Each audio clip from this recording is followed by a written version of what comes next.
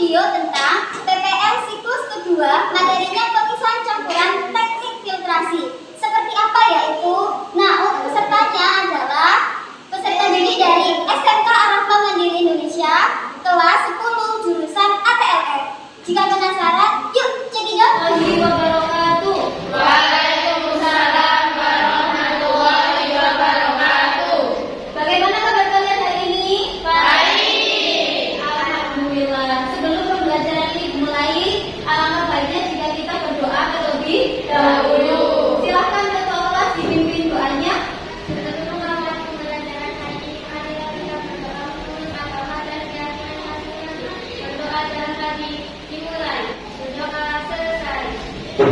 Alhamdulillahirrahmanirrahim.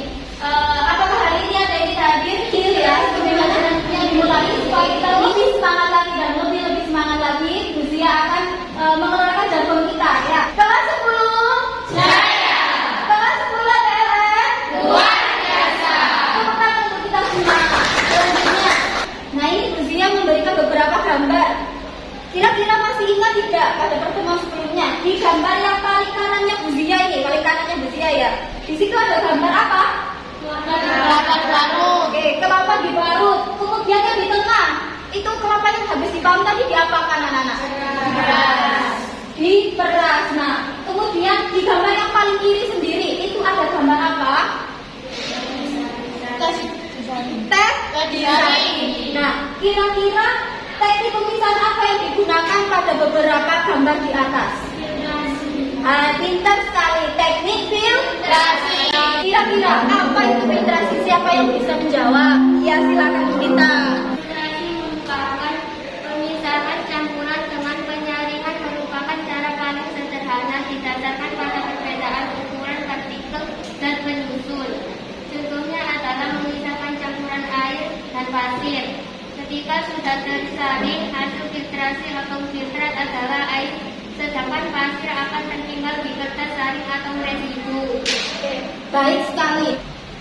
Selanjutnya, Bu Zia akan menyampaikan tujuan pembelajaran. Yang pertama, tujuan pembelajarannya adalah dengan melakukan percobaan, diharapkan peserta didik mampu memecahkan masalah yang ada dalam kehidupan sehari-hari menggunakan konsep pemisahan campuran teknik filtrasi dengan teliti dan benar. Yang kedua, peserta didik mampu mengerjakan soal berbasis berpikir kritis. Berarti nanti kalian akan melakukan post test. Sebelumnya kan kita sudah melakukan pretest, sudah ada nilai dari Bu Zia. Jadi sekarang setelah pembelajaran ini akan Bu Zia adakan post test.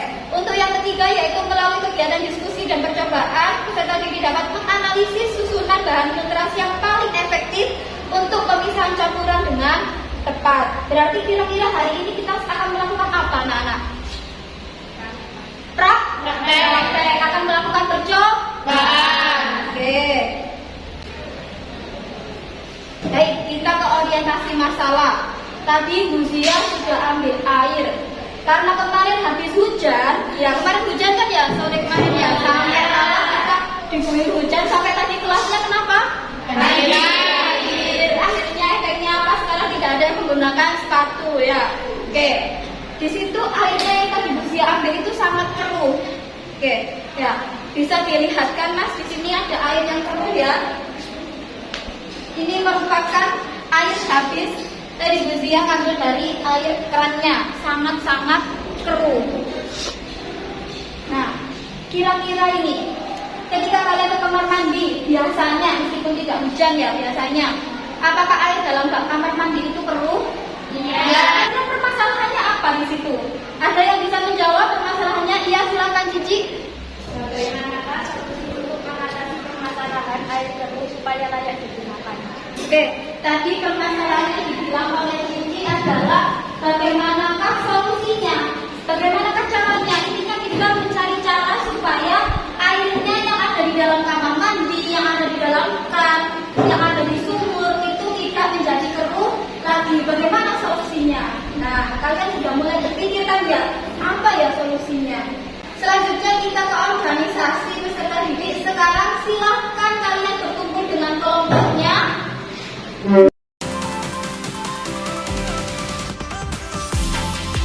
Sudah semua tugasnya.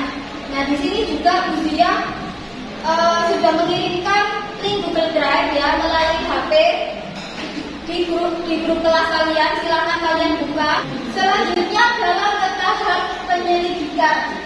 Nah, tugasnya sekarang dari Bu Zia adalah kalian tulis di situ rumusan masalahnya, variabel kontrolnya, variabelnya ya. Jadi variabel kemarin kan yang sudah Bu Zia ajarkan ada 3 kan ya, variabel kontrol, manipulatif, sama variabel respon. Kemudian hipotesisnya, kemudian langkah kerjanya, alat dan bahan, semua dikerjakan. Bu Zia beri waktu 10 menit untuk mengisi soal-soal tersebut.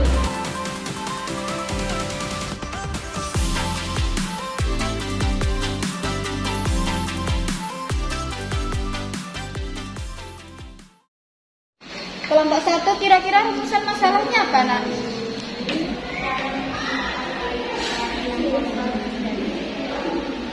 Bagaimana cara memisahkan air keran yang kotor menjadi jernih?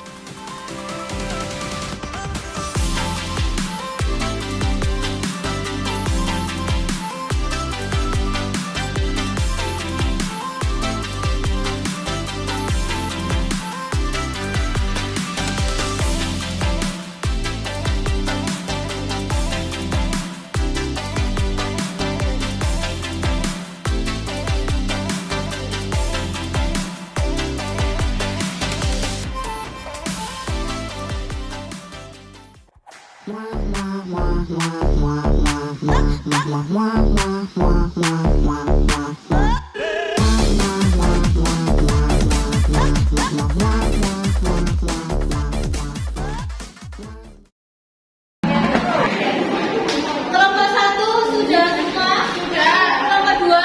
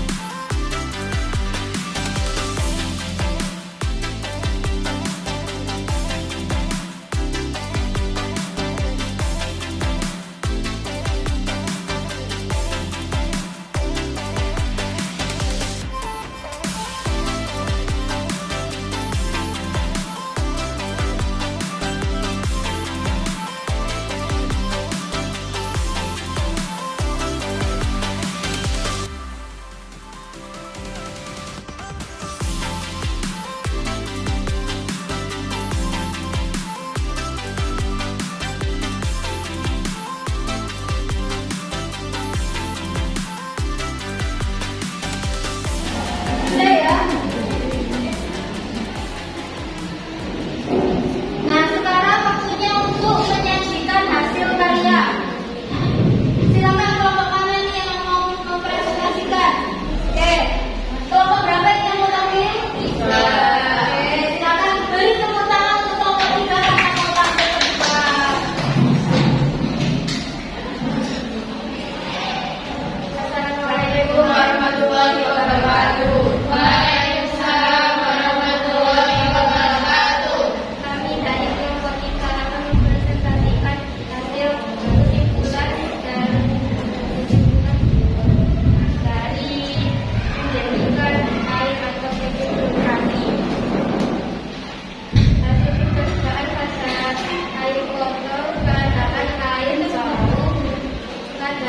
air bau, warna kuning kecoklatan, tingkat keturunan sangat rendah.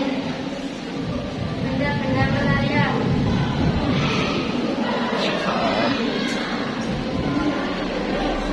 Metode ketiga ada benar saya seperti busa.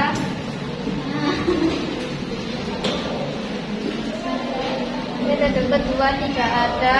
Metode ketiga pertama tidak ada dan ini satu. Sudah, kita Kesimpulan. metode yang paling efektif untuk menjadikan air keran yang keluar adalah metode pertama. Kira-kira di antara kelompok 2, 1 dan kelompok 4, metode berapa yang paling hasilnya paling tinggi? 2 atau 1? Yang 1 angkat tangan. Berarti kelompok 1 metode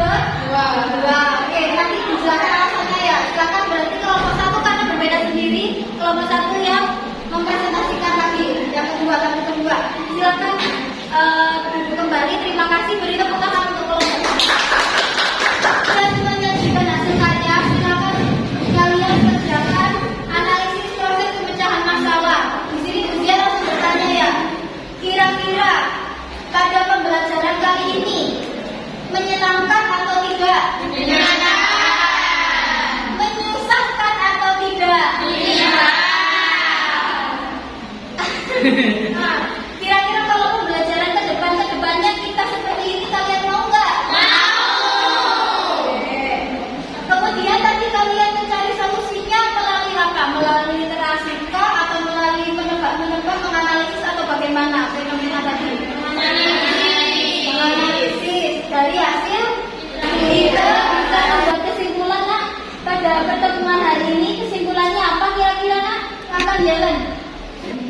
Jika air sudah disaring, maka air akan menjadi lebih jernih dari sebelumnya. Tadi kan rumusan masalahnya kan ada dua ya kalian ya. Bagaimana cara menjernihkan air? Bagaimana tadi cara menjernihkannya? Menggunakan teknik apa? Filtrasi. Terus kemudian metode apa yang paling efektif tadi? Metode satu. Bagaimana susunannya tadi? Apa saja susunannya? Ayo.